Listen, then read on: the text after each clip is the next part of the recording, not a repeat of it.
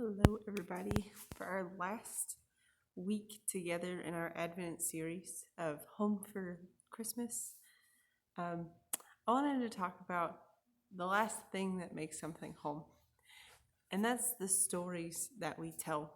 So we're sitting beside the Christmas tree in our sanctuary and in front of the pulpit, surrounded by all of our lovely Christmas things like poinsettias and hymnals and all those things that make our Christmas the thing that we think of in church.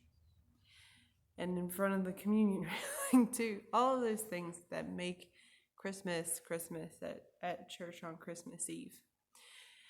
And when I was thinking about the stories that we tell, our stories and our experiences, the things that we share are the things that make us who we are.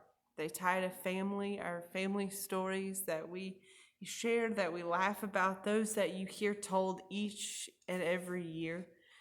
The surrounding food, we think about the stories that we talk to each other about surrounding the table. Maybe we're telling people about the things that we've been up to this year or since last time we saw them.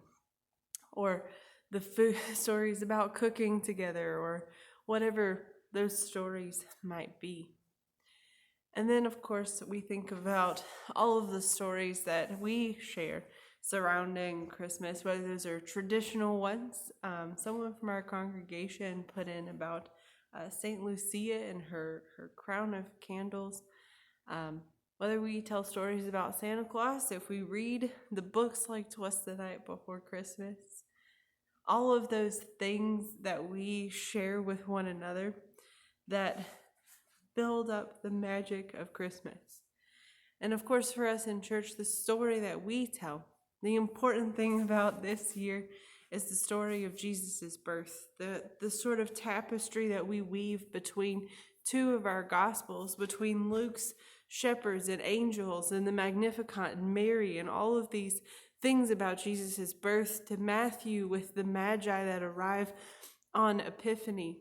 The story that we tell, the story that we know and have songs about and can probably recite from the Charlie Brown movie special, is the story that we think of that makes up Christmas. And of course, there's stories about the Christmases here with the people at church. But the most integral stories are those that we remember, that we carry with us, that we share with one another. And Christmas time is the perfect time for us to do those things.